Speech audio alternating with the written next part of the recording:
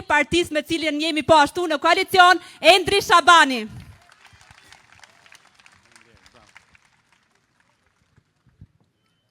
Mirëmbrëma të gjithëve.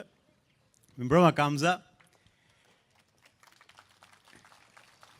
Isha dje, ishin ke tregu i Kamzës këtu, dhe ajo që pash këtu në Kamës, ajo që kam parë në çdo qytet Shqipërisë që shkojmë, në çdo lagje, në çdo rrugë, është që shqiptarët e kanë vendosur ndryshimin e klasës politike. Shqiptarët kanë vendosur të largojnë klasën e vjetër politike dhe kanë vendosur që t'i japin një shans të rinjve. Disa e kanë vrarë frikën, dhe ju jeni këtu, ju e keni vrarë frikën. Ka disa të tjerë që janë duke na parë nga televizori. Edhe unë i bëj thirrje që dhe ata mbas 12 ditësh ta vrasin dhe ata frikën. Nuk është kurrë vonë. Por një gjë që mua më bëri përshtypje, disa njerëz ishin shumë skeptik. Ishin skeptik dhe thonin që ore na kanë gënjur gjithë. Na kanë gënjur gjithë. Mbas e dëgjova një 3 herë, thash, ore kush janë këta të gjithë? Se këtu vetëm 3 veta kanë qeverisë Shqipërinë. Dhe që nga viti 2005, këtu e ka qeverisë Rama, Berisha, Berisha, Rama, Rama, Berisha. Pra kur thonë që na kanë gënjur gjithë, i kanë gënjur 2 vetë. Kështu që ka ardhur koha për të thënë jo atyre 2 vetëve dhe për të thënë po të rinjve. Sepse çka ka ndodhur? Kur erdhi Berisha dhe premtoi infrastrukturën në Kamës, shumë njerëz i thanë po. Edhe nuk e bëri. Erdhi herën e dytë, ofroi, premtoi ujë 24 orë. Shumë kamzali i thanë po, dhe nuk e bëri. Premtoi perspektivë zhvillim për të rinjt, shumë i thanë po, dhe nuk e bëri. Erdhi Rama, premtoi legalizime të shtëpive, premtoi prap ujë 24 orë, premtoi infrastrukturë. Shumë njerëz i thanë po, dhe ajo që ndodhi është që ne jemi këtu ku jemi, ndërsa ata janë gjithë majt Kodrës. Gjatë kohës që Kamza, Tirana, Shqipëria nuk kanë ndryshuar, ata janë pasuruar, sepse pasuria dhe luksi i tyre financohet nga sakrificat tona. Që Rama t'u thoj me avion privat, ne në duhet ngjeshemi nëpër autobus. Që Rama të pi verë 30.000 euro, ne në duhet pi ujë depozite. Që Rama dhe gjithë elita të kenë vila në Bregdet, të kenë saraje, ne na duhet bëjmë nga 2 punë për të paguar qiran. Kështu që kur t'ju vinë prap për të kërkuar votën, për t'ju premtuar për herë të 4 të njëjta gjëra që si kanë bërë për 20 apo 34 vite, besoj që përgjigjja duhet të jetë jo.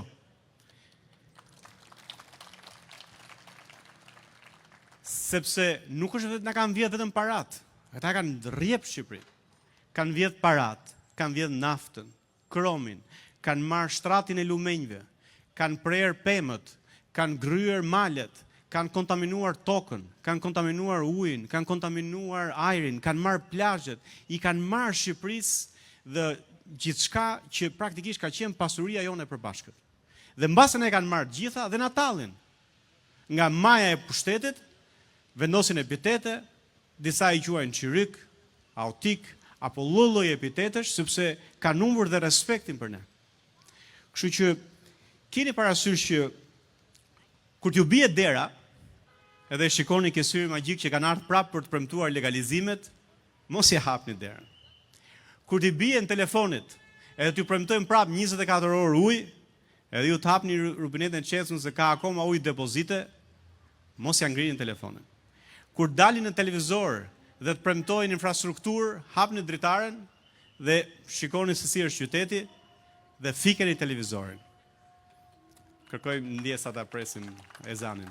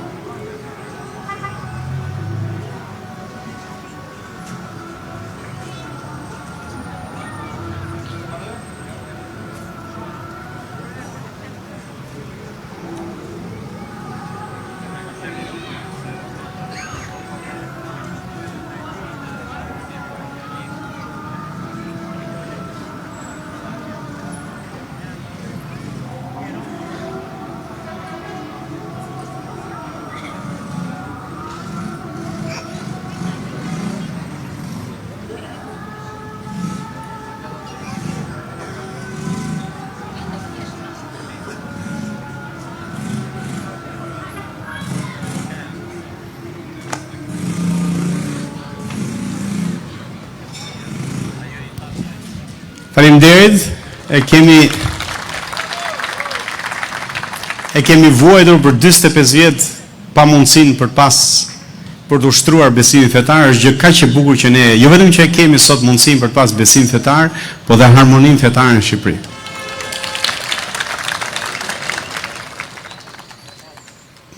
Për t'i dhënë kokë asaj që po thoja. Do vinë prap, dhe kur t'i bien derës për të premtuar prap legalizimet, hapni sitarin dhe shikonin, nëse nuk i keni dokumentat e shtëpisë aty, mos ja hapni derën. Kur t'i bien telefonit për premtuar ujë 24 orë, hapni robinetin e çezmës, nëse ka ujë depozite, mos ja hapni telefonin. Nëse do dalin në televizor për të premtuar urbanistikën e qytetit, dilin dritare, shikoni urbanistikën, fikeni televizorin dhe thoni jo të gjithë atyre që e kanë vjedhur Shqipërinë dhe kanë detyruar të rinë të largohen. Dhe thoni po të rinjve, jo atyre të rinjve që gjyzohen para kryetarëve, por këtyre të rinjve që kanë ngritë Shqipërinë në këmbë. Thuajeni po të rinjve, thuajeni po ndryshimit, thuajeni po koalicionit Nisma Shqipëria bëhet. Në 11 maj kemi mundësinë të japim fund tranzicionit politik. Votoni numrin 6. Unë dua të ftoj tani një koleg bashkëdrejtues të Nismës Turje, një aktivist, një ekonomist, një zë të lirë dhe një shpirt lirë në Shqipëri, për ju Pano Soko.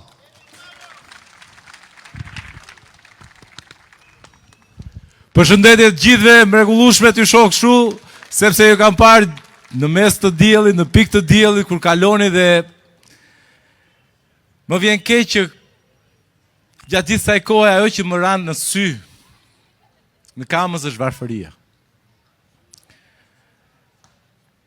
Midis gjithë atyre që thanë kolegët, natyrisht zgjedhjet e 11 majit janë një përplasje mes ideve politike, një përplasje mes mendimeve, një përplasje mes shtresave, mes klasave të shoqërisë.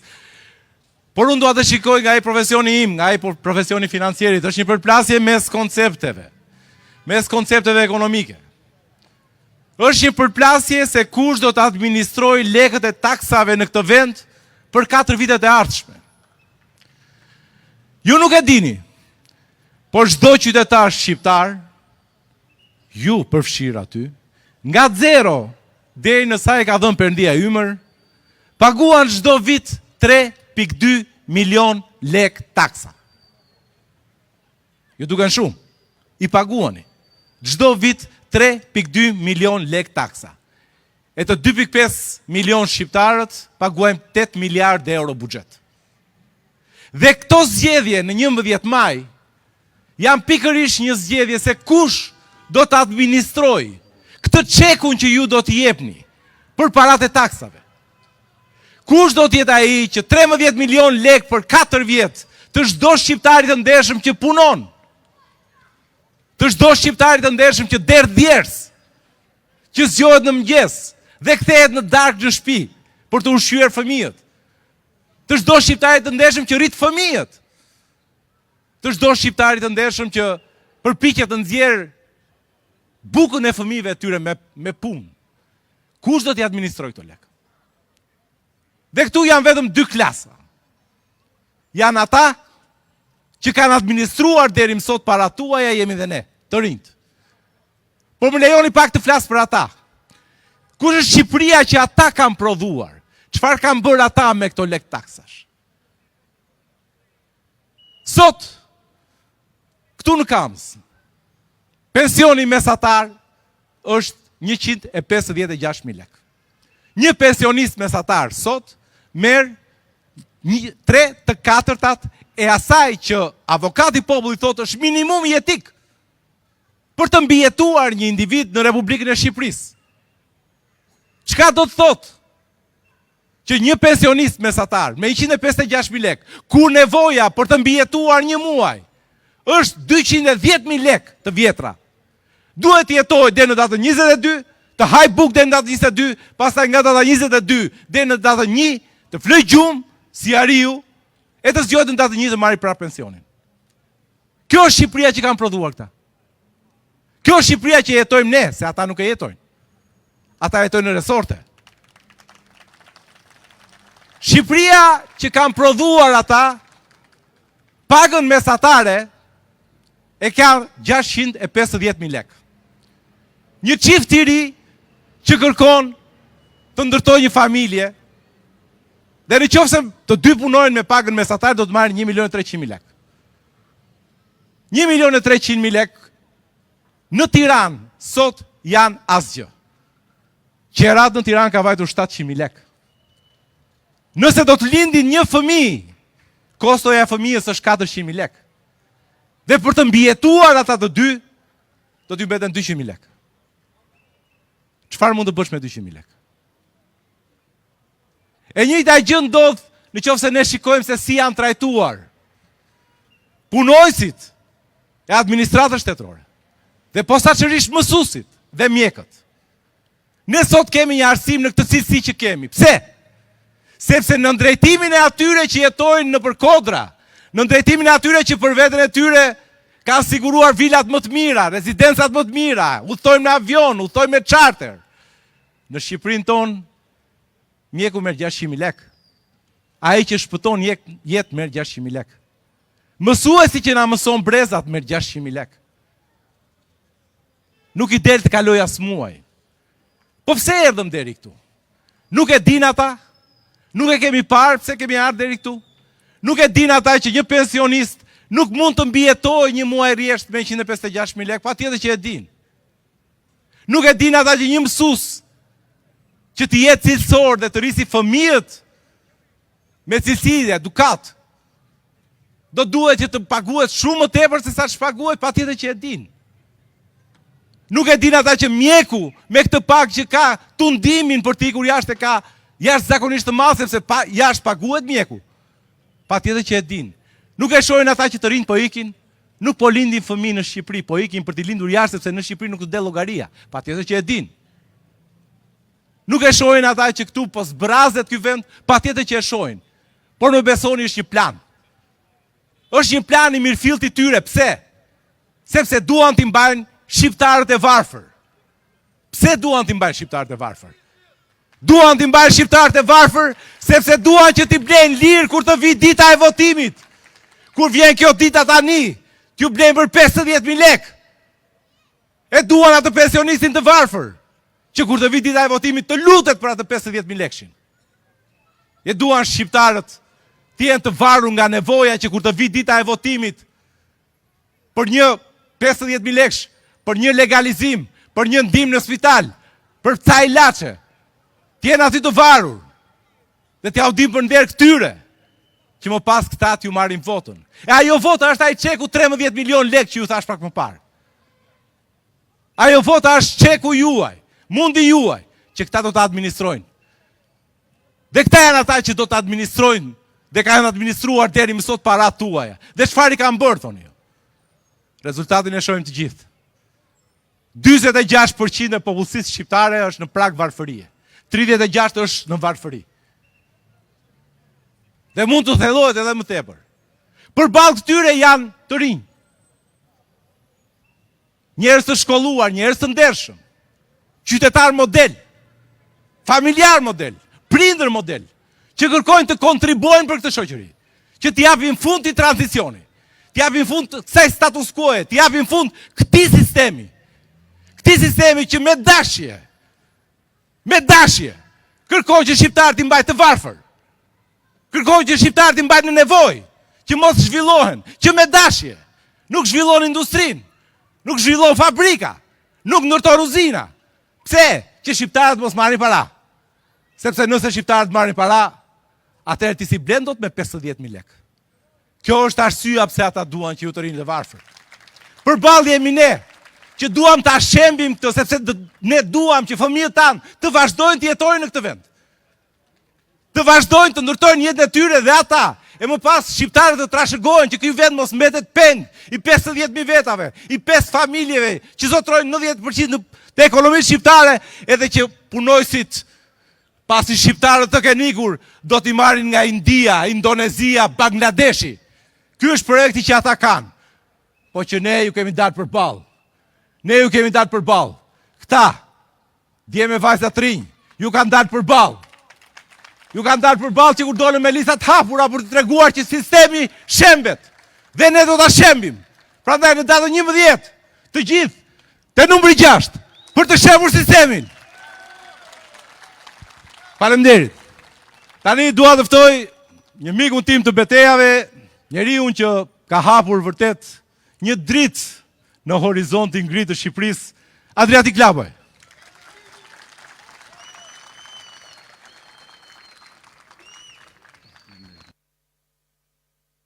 Një duar trokitje për gjithë ju banorët e Kamzës, si njerëz të lirë që jeni sot tu. Një duar trokitje për gjithë shqiptarët. Forca, ka shpresë! Ka shpresë!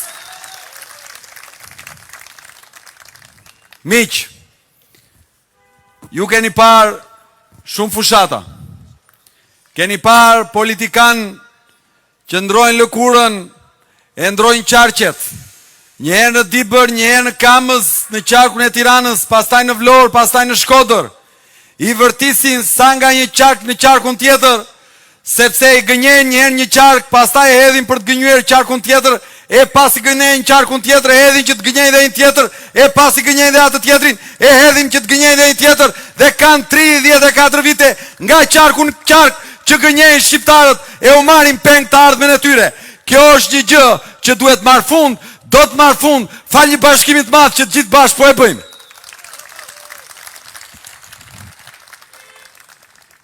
Në fakt, këto nuk janë zgjedhje, unë kam tezën time.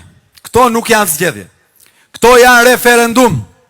Se nëse do t'ishin zgjedhje, do të diskutonim këtu për ide. Por këtu nuk kemi palë që diskutojmë për ide. Ne flasim për ide, ata flasim për kënet, për bufa, për UFO, për minj, për mace. Jo, ky është referendum sepse ka dy palë. Është një palë që ka marrë peng sistemin përmes listave të mbyllura dhe është një palë që jemi ne që duam ta shëmbim këtë sistem duke hapur garën.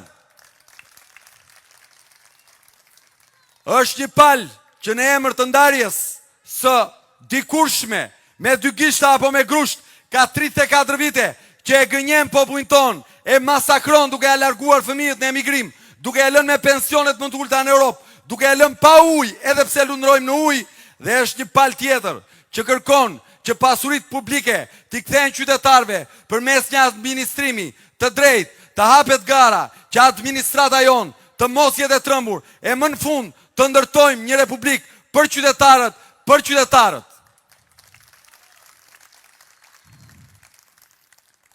Mendojeni punën e zgjedhjeve me shumë maturi, ju lutem. Ktheuni pas në kohë 4 vjetë. Ktheuni 4 vjetë si kur jemi në zgjedhjet e kaluara. Një ditë pas zgjedhjeve, se cili nga ju ka mundësin të ketë me vete kutin e votimit për këto 4 vite që do të kaloni. Dhe unë kam një pyetje për ju.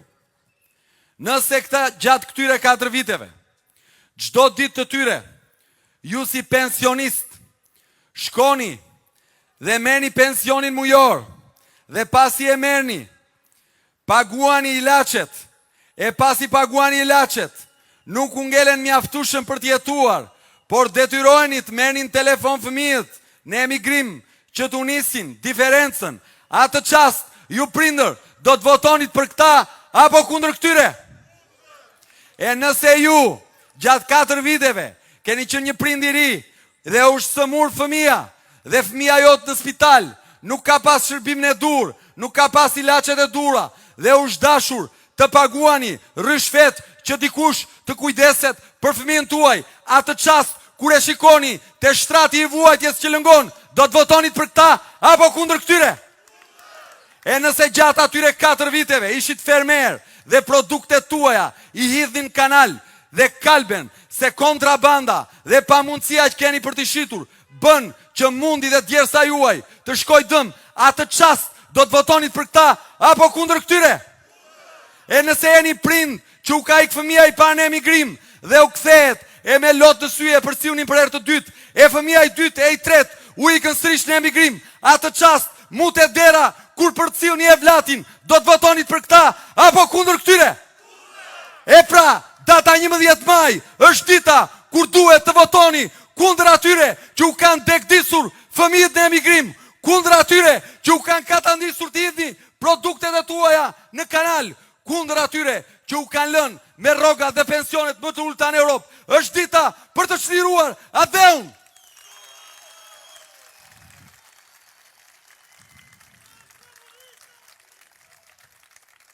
Dhe data 12 maj, miq, e nesërmja 11 majit, është një ditë që do të ndajë historinë e Shqipërisë. Sepse nëse populli jon sërish mandaton këtë klasë politike që ka 34 vite që ja bën gjithë këto të zeza, cili do të ishte mesazhi që do të jepnit? Çfarë do t'u thoshit ju atyre? Nuk ka gjë. Lej prindrit tanë me pensionet më të ulta në Europë. Shqiptarët sërish të votojnë. Nuk ka gjë. Na lini pa ilaçe në spitale.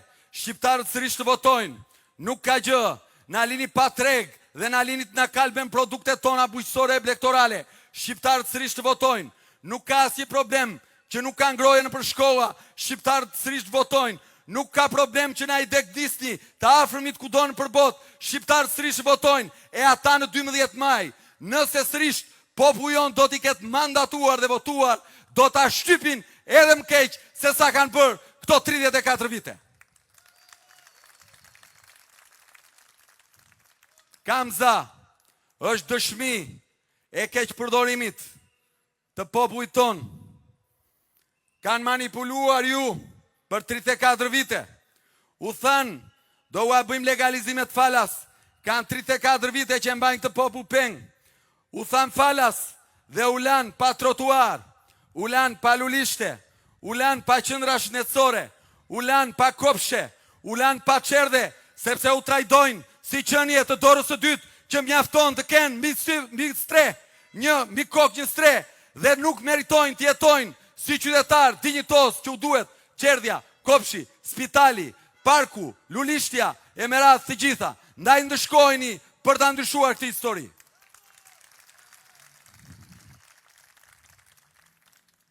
Miq, e keni parë kryeministrin e vendit?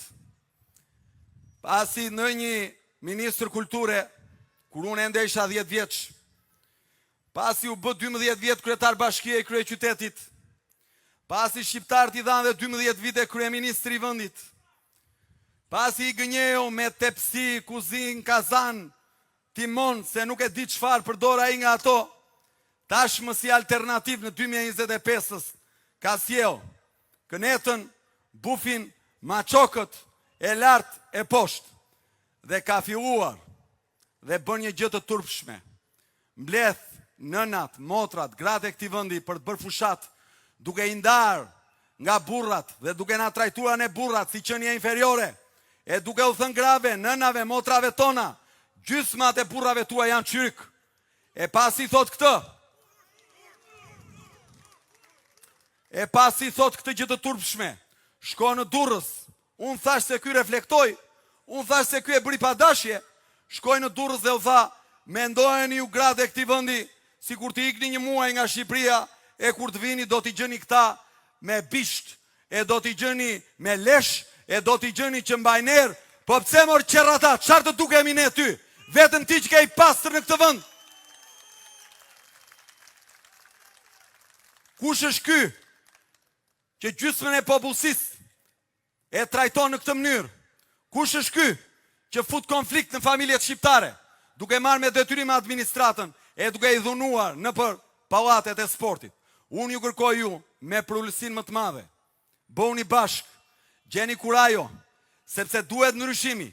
A keni qenë ju që në tavolinat tuaja ndër vite keni fol, si nuk na doli një brez i ri, si nuk na dolën ca të rinj, si ngelen peng i këtyre, ja pra dolën, mbështetini, ta çajmë sistemin.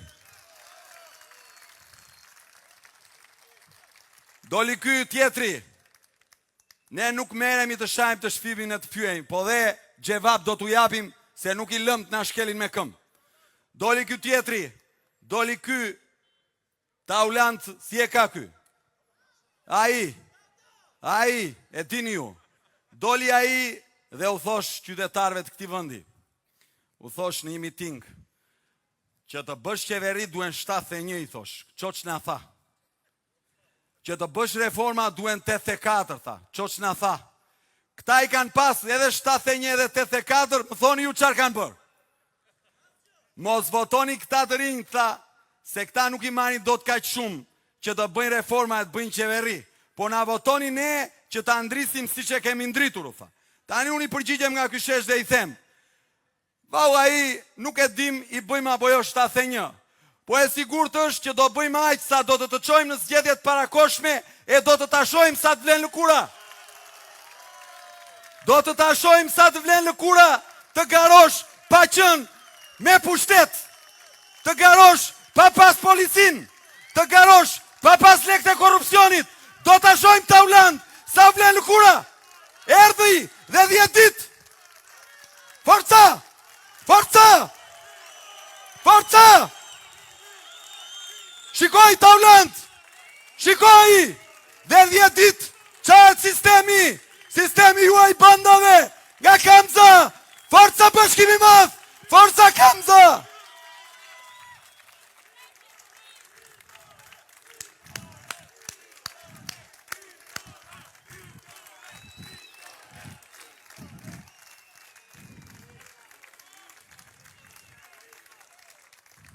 Faleminderit nga zemra. Unë ju përshëndes me pruljen më të madhe. Ky vend ka shpresë. Ne e dim që do t'ja dalim, sepse kemi mbjehur një bim, e cila nuk ka më kthim pas. Shqipëria tashmë në fushën e betejës ka një ekip që nuk bën pas, do luftoj pa kthim. Ju falenderoj nga zemra, mirënjohje të pakufishme. Tash më ftoj nën kryetaren zonjën Dorina Prethi të prezantoj kandidatët tanë këtu në Kamës, atë pjesë që, sepse ne punojmë disa fronte, që janë këtu sot, bashkë me zotin Shabani, dhe prezantojnë ata që janë përfaqësuesit tanë. Unë ju falenderoj nga zemra të gjithëve, na keni bërë një pritje fantastike sot. Shkoni në familjet tuaja, flisni me krushqit tuaja, me ata që bëni biznes, me Kamzaoin kudo janë, është koha për ta qarë sistemin. Mos i dëgjoni që thoni jeni pak, jemi shumë. I vogël është Guri që shkakton Ortekun. E vogël është Shkëndia që djeg pyet qindra vjeçar. E vogël është Deçare Anijes që e mbyt.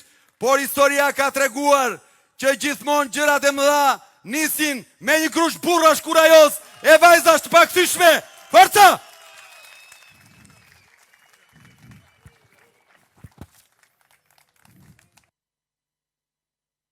Faleminderit Kamza. Ju e dini që ne jemi në listë të hapur dhe si rrjedhim do keni të drejtë që të votoni për të bërë një vot të vlefshme, duhet që të vendosni një kryq tek numri 6 dhe një nga kandidatët tanë që janë listë hapur duke nisur edhe nga kryetarët. Pra, nëse ju votoni vetëm numrin 6, vota nuk shkon automatikisht te kryetarët. Ju duhet të zgjidhni Adriatik Lapaj nëse doni të votoni atë si kandidat, Endri Shabani nëse të votoni atë si kandidat, apo Marius Malaj që nëse doni të votoni atë si kandidat. Gjithashtu, Pano Soko, gjithashtu, të gjithë kandidatët, ne do të lexojmë emrat e 37 kandidatëve të Tiranës. Adriatik Lapaj, bashkëthemelues dhe drejtues i Lëvizjes Shqipëria Bëhet, aktivist, avokat. Ervis Qela, profesor i asociuar, doktor, i diplomuar në Fakultetin e Drejtësisë, avokat. E ftojmë në skenë. Panajot Soko, ekonomist. Endri Shabani, pedagog. Edona Haklaj, gazetare, aktiviste e njohur në çështje sociale dhe politike. Dorina Prethi, jam unë. Kemi Brunilda Dhramin, ekonomiste. Kemi Klodian Kaçanin që e dëgjuat, tenor. Erion Bacaj, profesionist me 9 vjet përvojë në fushën e marketingut. Greta Ambeli, juriste, avokate prej 12 vjetësh. Po. Kemi Franci Jakovën, i cili është arkitekt. Kemi Ajdur Koxhën, ekonomist. Ferdinand Dervishi, gazetar dhe autor filmash dokumentar. Luana Hariza, e lindur në Tiranë, lektore, teknologe ushqimi. Doktore shkencash. Kemi Valdete Kordonin, e cila është menaxhere, kemi Marcel Rupin, i cili është aktor dhe regjisor. Marcel? Eduard Kaca, doktor i shkencave filozofike me karrierë të pasur akademike dhe profesionale, vjen nga Gjermania. Najada Kambo, diplomuar për inxhinieri telekomunikacioni. Kemi Ariel Mukën dhe Justi Hysin, që janë juriste dhe inxhinierë. Fioral Pshehi, arkitekt me 6 vite përvojë në zhvillimin urban. Denis Dulla, vjen pas 19 vitesh emigracion në Itali, ortoped në një nga spitalet më të njohurat Milanos. Kemi Alban Nelën, doktor shkencash, studiues, vjen nga diaspora, dhe Klajdi Jehajan, inxhinier. Taulant Hoxha, vjen nga SBA-ja. Gjergji Korçari, nuk ndodhet sot këtu, na përshëndet nga Italia. Kemi Flamur Solin, i cili është sipërmarrës. Alfred Matoshi, lindur në Puk, diplomuar në Tiranë për drejtësi. Kemi dhe kandidatët e lëvizjes për drejtat e punëtorëve, Brunilla Salaj, mësuese. Kemi Olsi Prezën, IT.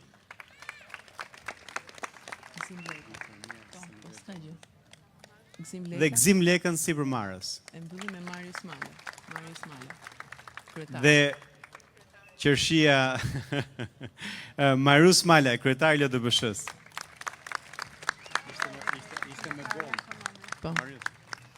Na përshëndet me praninë e tij sot edhe zoti Arjan Konomi, gazetar, publicist, mbështetës i pakursyer i lëvizjes Shqipëria bëhet. Disa nga kandidatët mbase kanë dëshirë të bëjnë një përshëndetje, unë do ta nis me zotin Denis Dulla, i cili ka shprehur këtë dëshirë. Faleminderit gjithëve. Të nderuar qytetarë të Kamzës, unë jam Denis Dulla me profesion kirurg ortoped. Prej 19 vitesh jetoj në Itali, ku kam studiuar dhe ndërtuar karrierën time si mjek kirurg ortoped. Atje kam pasur privilegjin të kontriboj dhe të vlerësohem për kontributin tim deri në nderimin kavalier nga Presidenti i Republikës Italiane. Por pavarësisht këtij suksesi, jashtë vendit, Shqipëria mbetet në zemrën dhe në mendjen time gjithmonë. Në këto 34 vite, politika e vjetër ka dështuar. Politikanët kanë dështuar të përfaqësojnë denjësisht popullin e tyre, juve. Prandaj ne kërkojmë ndryshimin.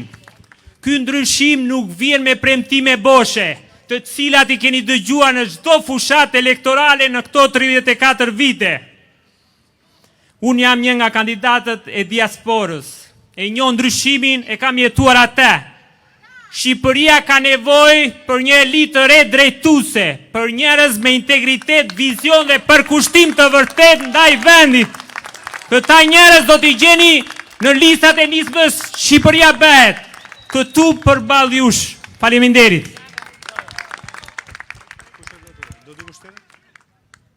Dikush tjetër për të folur? Përshëndetje Kamza, unë jam Ariel Muka, jam kandidate për deputete për numrin 6, nisma Shqipëria bëhet, dhe jam shumë e lumtur që marr pjesë te ky takim në Kamës, sepse ç'është e vërteta, unë deri në moshën 9 ose 10 vjeçare kam jetuar këtu në Kamës, jam rritur këtu, kam bërë kopshtin, kam bërë dhe shkollën fillore deri në klasë të 3. Dhe më pëlqen shumë që ka shumë të rinj të Kamzës këtu dhe jam e sigurt që rinia e Kamzës do të zgjedhë gjithashtu të rinj në politik. Forca 6, forca koalicioni Nisma Shqipëria bëhet. Përshëndetje gjithëve, unë quhem Greta Ambeli, jam avokate në profesion prej 12 vitesh. Jam shumë e lumtur që ndodhem këtu përpara ju sot. Unë ju garantoj që keni përballë një ekip i cili përbëhet nga të rinj dhe të reja që kanë një dëshirë të pakufishme për ta bërë këtë vend. Por e drejta e votës është një e drejtë kushtetuese. Ndaj ju bëj një thirrje të gjithë njerëzve që janë të pranishëm, por edhe ata që na ndjekin nga transmetimi live. Ju lutem, jepni kontributin tuaj për ta bërë Shqipërinë një vend më të denjë për fëmijën dhe familjet tona. se cili nga ne duhet të japi kontributin maksimal, në mënyrë që në këtë vend të vëmë drejtësinë më në fund dhe të japim fund këtij korrupsioni 34 vjeçar që na ka marrë të gjithë zemrat tona dhe rinin ton. Faleminderit. Faleminderit.